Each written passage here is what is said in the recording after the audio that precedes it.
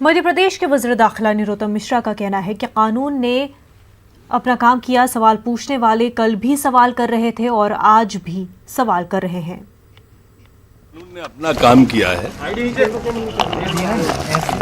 अफसोस और मातम की बात उन लोगों के लिए होगी जो लोग कल पकड़ लिया तो कह रहे थे कि जिंदा क्यों पकड़ लिया, आज मर गया तो कह रहे हैं कि मर कैसे गया, कहीं राज दफन हो गए।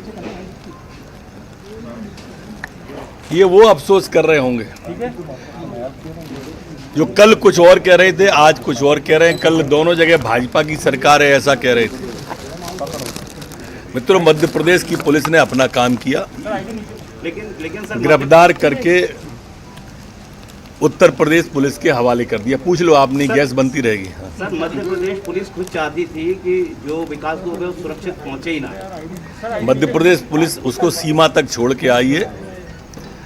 रात में उन्होंने अपनी सीमा की बॉर्डर से सुरक्षित उनको दे दिया। आपके एक पुलिस अधिकारी से सवाल किया गया, क्या विकास दुबे सुरक्षित पहुंच पाएगा, तो उनका कहना था मैं उम्मीद करता हूं ना पहुंचे। ये उनका सोच हो सकता है। इस वक्त आप गृह मंत्री का सोच पूछ रहे हैं, मैं अपना